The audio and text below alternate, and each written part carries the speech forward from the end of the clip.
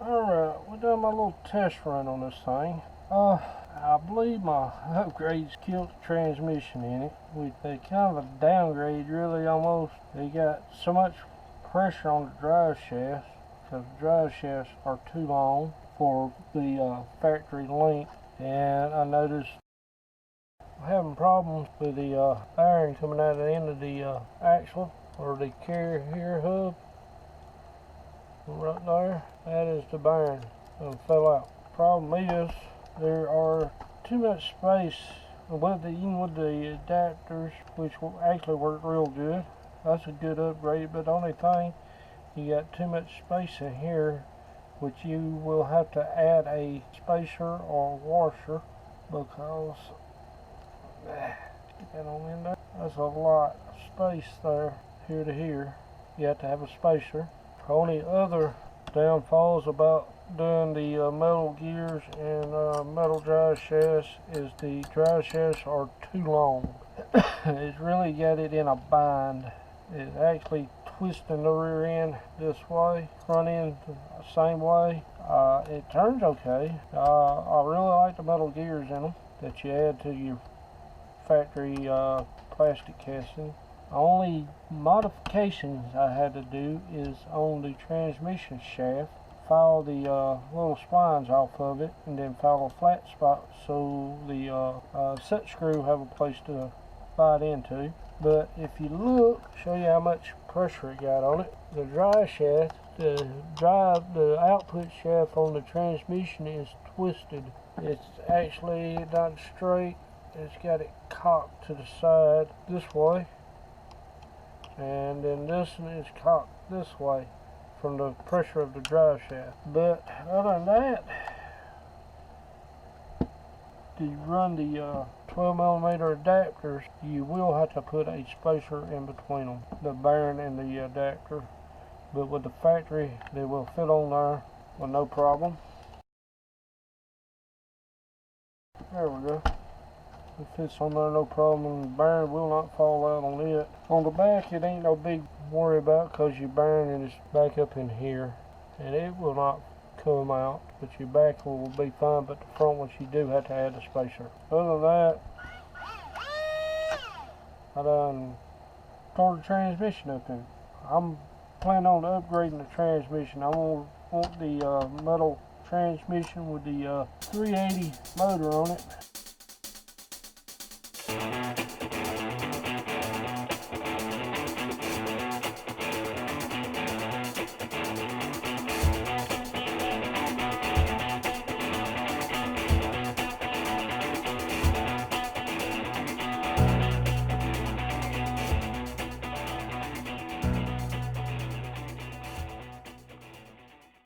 Alright, we got the transmission out. I see a way you can solve the drive shaft issues of being so tight. You can actually come in here and cut them, your output shaft, shorten it up. That will give you room for the drive shaft. It won't take much. But the modification you have to do on the output shaft for the drive shafts to slide on is the way I done it, which was still in the vehicle like that. As I turned it upside down, I put the battery in it, and I turned the motor trim in reverse and kept going till it started spinning enough I could just take a file and lay right on top of the shaft. shaft just like so and just work it till I smooth it up on both ends. I got it in 2 spots and I filed back and forth a little flat spot there and here. Grub screw will have a place to lock down on it. So now stick them on there. We'll do that. But I'm gonna, time being, I'll probably end up taking this transmission out and grinding probably 3mm here and 3mm on each end. Just grind it off that much. And that was should solve your drive shaft issue. But I got a new issue. My transmission is stripped out. So I want to pull this case apart and take a look at the gears in it. That's what I thought it was going to be. Give me a little pointer here. Slide this is your output shaft. My pinion gear is just toasted on the end of the motor shaft. It's just flopping back and forth. Ain't even touching. See how easy that was to pop off? That has been a problem. I've noticed it done it before and I super glued it on. So I was wondering if I got another one.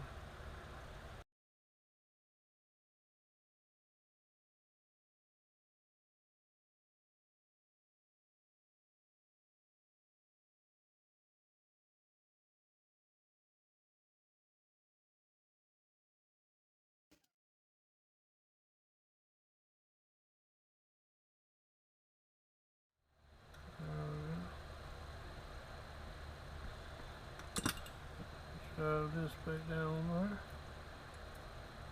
Oh yeah. That will work for the time being. Before I put it back together, I'm going to take my file and I'm going to file off about that much of it where you see the, you get a little bit closer, there we go, where you see the edge of the splines there. I'm going to see if I can just file that much off. I'm going to file them off real quick and I'll be right back. Alright, got the shaft filed out. I probably took maybe 2 mils off of both ends, so that should help me out a lot on the. Let's see if we can slide this thing back together again. Okay, I got it back together. Go ahead and put the stock wheels back on it. The transmission, the pinion gear on the motor is completely shot. That's what it needs to get it back straight.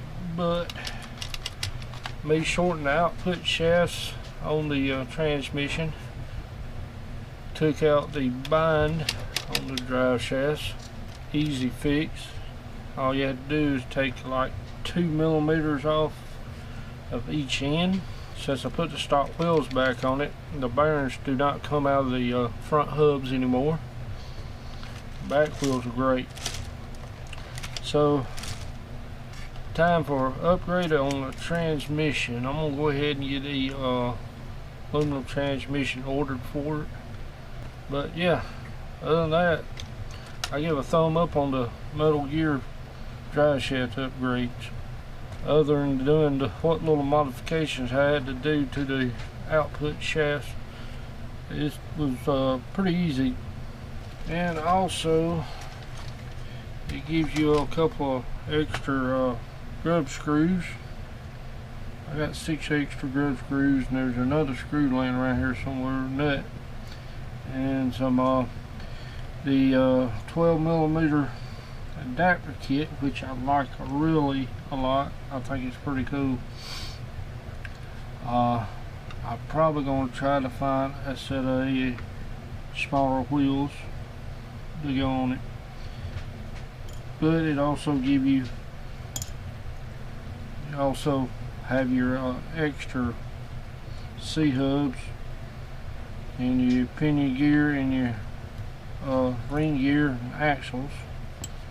So if you ever break one of them, which I don't think you ever break one of these, of course knowing me, I'll break it. and pieces of old drive shafts. Might be able to use the universal joints on something. That's it for the upgrades this time around. I want to thank y'all for watching MSR RCs. If you have any comments, you can leave them down below. Subscribe to the channel if you hadn't. Hit that notification bell to see the next newest video coming up. And once again, thank y'all.